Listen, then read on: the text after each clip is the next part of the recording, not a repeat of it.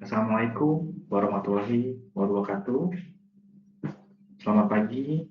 Perkenalkan, saya Krisna Ditya dengan NIM 2024 0600 199 dalam tugas presentasi video dengan mata kuliah Hukum Internasional. Adapun presentasi pada kesempatan kali ini, saya beri judul Efektivitas Hukum Internasional dalam Pencegahan dan Penanggulangan Perdagangan Manusia. Perdagangan manusia atau human trafficking merupakan salah satu bentuk pelanggaran hak asasi manusia yang paling serius di dunia saat ini. Kejahatan ini tidak hanya merampas kebebasan seseorang, tetapi juga menghilangkan martabat dan hak dasar manusia. Korban perdagangan manusia seringkali direkrut melalui penipuan atau janji pekerjaan yang menggiurkan. Namun, kenyataannya mereka justru menjadi korban eksploitasi, baik dalam bentuk kerja paksa, eksploitasi seksual, maupun bentuk perbudakan modern lainnya. Karena kejahatan ini sering melibatkan lebih dari satu negara, maka penanganannya tidak dapat dilakukan hanya oleh satu negara saja. Dibutuhkan kerjasama internasional dan penerapan hukum internasional yang efektif untuk mencegah serta menanggulangi perdagangan manusia. Melalui presentasi ini, saya akan membahas kerangka hukum internasional yang mengatur perdagangan manusia, menilai efektivitas implementasinya, serta memberikan beberapa rekomendasi untuk meningkatkan perlindungan terhadap korban.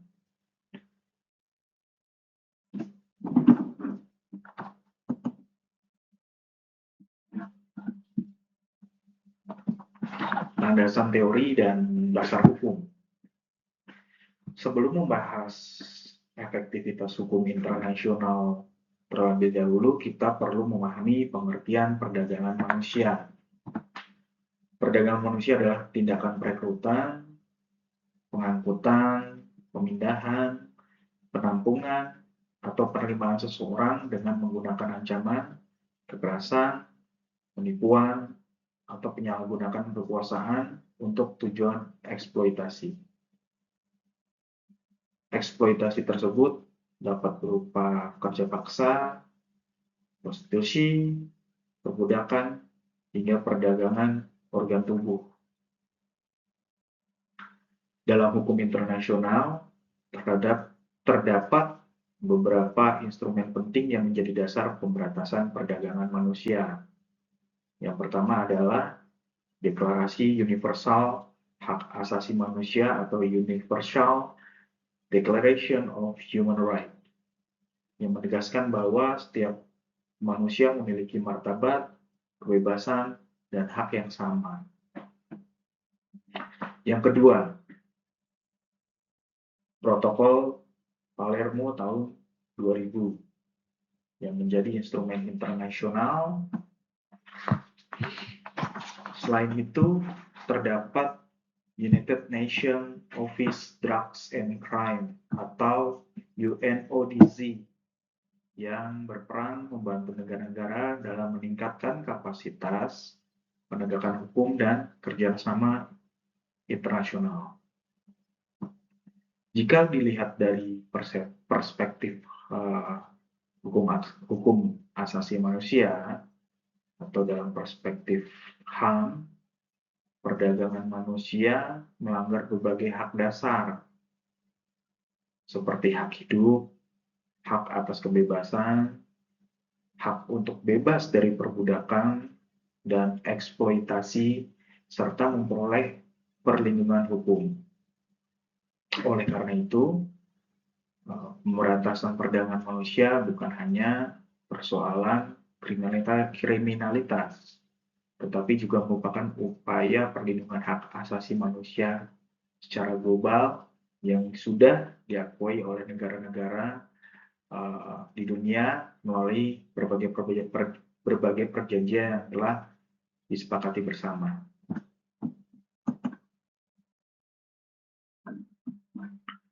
Analisis kasus dan efektivitas hukum internasional. Selanjutnya kita masuk ke pembahasan mengenai efektivitas hukum internasional dalam prakteknya. Salah satu contoh kasus yang sering terjadi adalah rekrutmen tenaga kerja. Banyak korban dijanjikan pekerjaan dengan gaji tinggi di luar negeri. Namun, setelah tiba di negara tujuan, mereka justru mengalami eksploitasi, penyiksaan, penyitaan dokumen, bahkan kehilangan kebebasan untuk kembali ke negara asal. Ini yang sering dialami oleh warga negara Indonesia yang berniat untuk bekerja di negara Kamboja. Namun, sesampainya di sana memang seperti yang kita lihat dalam berita-berita yang beredar bahwa merupakan tindakan perdagangan manusia dengan penyekapan yang tidak sesuai dengan yang dijanjikan sebelum WNI tersebut berangkat ke negara tersebut. Untuk menghadapi masalah tersebut, hukum internasional menyediakan berbagai mekanisme kerjasama. Pertama, melalui ekstradisi pelaku kejahatan agar dapat diproses secara hukum. Kedua, melalui pertukaran informasi dan intelijen antar negara untuk membongkar jaringan perdagangan manusia yang bersifat transnasional. Biasanya ini dilakukan kerjasama oleh kepolisian Interpol.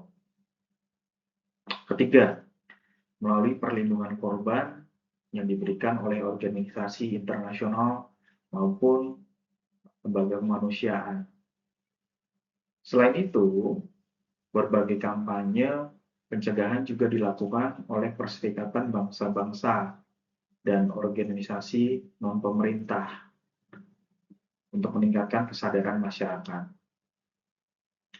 Apabila kita menilai efektivitas hukum internasional, terdapat beberapa keberhasilan yang dapat dilihat. Pertama, semakin banyak negara yang mengadopsi protokol Palermo ke dalam hukum nasional mereka. Kedua, meningkatnya kerjasama internasional dalam penanganan kasus perdagangan manusia. Ketiga, meningkatnya kesadaran global bahwa perdagangan manusia merupakan ancaman serius terhadap hak asasi manusia. Namun demikian, masih terdapat berbagai hambatan. Jaringan perdagangan manusia ini sangat terorganisir dan beroperasi lintas negara sehingga sulit diberantas. Selain itu, kualitas penegakan hukum masih berbeda-beda di setiap negara. Beberapa negara memiliki sistem yang kuat, sementara negara lain masih menghadapi berbagai tantangan dan hambatan lainnya dalam penyelesaian kasus tersebut. Banyak korban yang takut melapor karena ancaman dari pelaku atau karena status imigrasi mereka yang tidak jelas. Kemiskinan, pengangguran, dan rendahnya tingkat pendidikan juga menjadi faktor yang terus dimanfaatkan oleh jaringan perdagangan manusia untuk mencari korban baru. Dari analisis tersebut dapat disimpulkan bahwa efektivitas hukum internasional cukup terlihat dalam meningkatnya kerjasama global, tetapi masih memerlukan penguatan dalam implementasi dan penegakannya.